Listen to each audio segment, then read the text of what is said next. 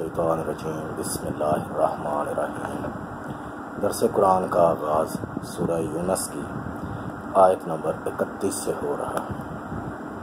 اللہ فرماتے ہیں، کل ان سے پوچھو، من یرزقکم من السماء والارض، کون ہے جو تمہیں رزق دیتا ہے آسمانوں سے اور زمین سے؟ امن یملک السمع والابصار، اور کون ہے جو مالک ہے آنکھوں کا اور کانوں کا؟ ومن یخرج الحی، اور کون ہے جو نکالتا ہے زندہ کو من المیت، مردہ سے، ویخرج المیت، اور مردہ کو نکالتا ہے من الحی، زندہ سے، ومن یدبر الامر، اور کائنات کا انتظام کون چلا رہا ہے؟ فسیقولون، تو یہ جھٹ سے کہہ دیں گے اللہ، یہ سارے کام اللہ کر رہا ہے۔ فقل، پس ان سے پوچھو، افلا تتقون، تو پھر تم کیوں نہیں خوف رکھتے اللہ کا؟ فذالکم اللہ ربکم الحق، یہ ہے اللہ، یعنی جو ساری کائنات کا نظام چلا رہا ہے وہ حق، سچ ہے۔ فماذا بعد الحق الا الضلال، اور حق کے بعد گمراہی رہ جاتی ہے۔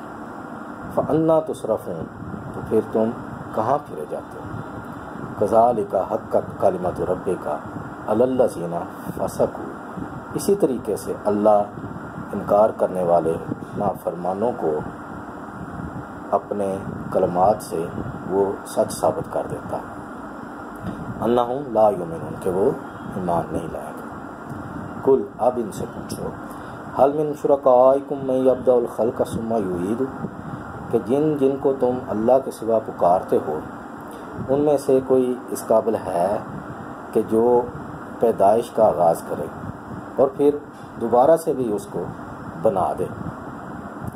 قل اللہ یبدأ الخلق، اب ان کو آگاہ کر دو کہ اللہ ہی ہے جو خلقت کا آغاز کرتا ہے، پیدائش کا آغاز کرتا ہے، ثم یعیدہ، اور پھر وہ اس کو دوبارہ پیدا کرے گا۔ فَأَنَّا تُؤْفَكُونَ، تو کہاں تم پھرے جا رہے؟ کل، اب ان سے پوچھو، هل من شرکائکم من یہدی الی الحق، کہ کیا تمہارے جو شریک ہیں، جو اللہ کے ساتھ تم شریک ٹھہراتے ہو، ان میں سے کوئی ہے جو ہدایت کا راستہ دکھاتا ہے سچ کی طرف، حق کی طرف؟ قل اللہ یہدی للحق، اب ان کو بتا دو کہ صرف اللہ ہی ہے جو حق کی طرف، سچ کی طرف ہدایت دیتا ہے۔ افمن یہدی الی الحق، بھلا جو ہدایت دے حق کی طرف، احق ان یتبع، وہ سب سے زیادہ اس قابل ہے کہ اس کا اتباع کیا جائے، اس کی پیروی کی جائے، امن لا یہدی الا ان یہدی، یا کہ ایسے کی پیروی کی جائے کہ جو ہدایت ہی نہ پائے مگر یہ کہ جب تک اسے بتایا نہ جائے، تو جو خود سیدھے راستے پر چلنے کا محتاج ہو وہ زیادہ حقدار ہے کہ اس کی پیروی کی جائے، یا جو ویسے ہی اللہ جو سیدھے راستے کی طرف ہدایت دیتا ہے؟ فما لکم، تو تمہیں کیا ہو گیا؟ کیف تحکمون، تم کس طرح کے فیصلے کرتے ہو؟ وما یتبع اکثرهم الا ظنا، اور اکثریت جو ہے وہ صرف ظن کی پیروی کرتی ہے۔ ان الظن لا یغنی من الحق شیئا، تو ظن جو ہے وہ حق کے مقابلے میں کوئی حیثیت نہیں رکھتا۔ ان اللہ علیم بما یفعلون، اور یہ جو کچھ کرتے ہیں اللہ ان کو خوب جانتا ہے۔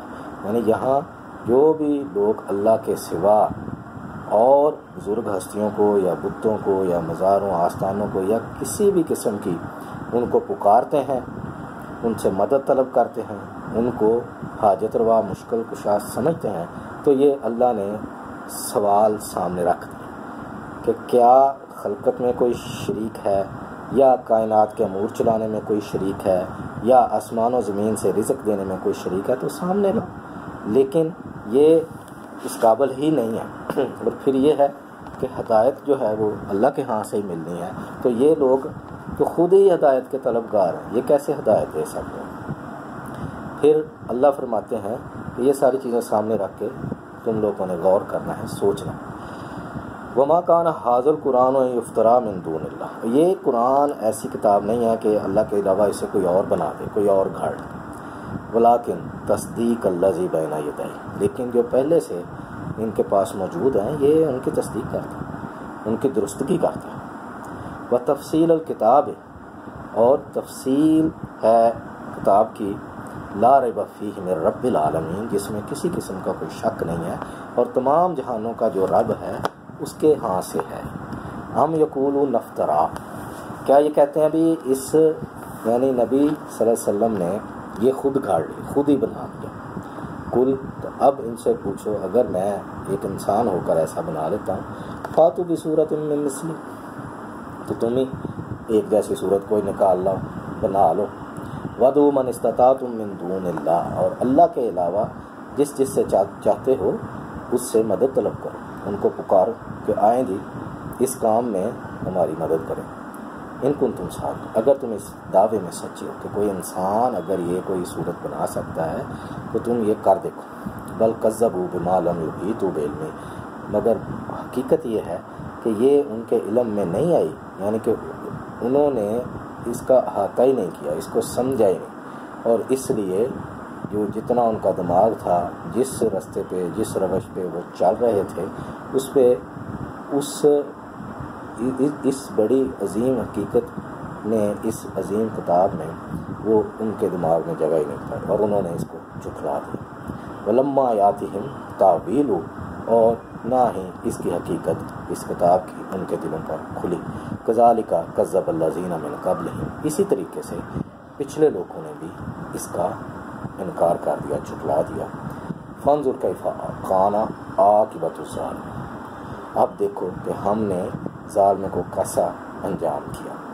ومنہم من یؤمن بہ، اور ان میں سے بہت سے ہیں جو اس پر ایمان لاتے ہیں۔ ومنہم من لا یؤمن بہ، اور بہت سے ہیں جو اس پر ایمان نہیں لاتے۔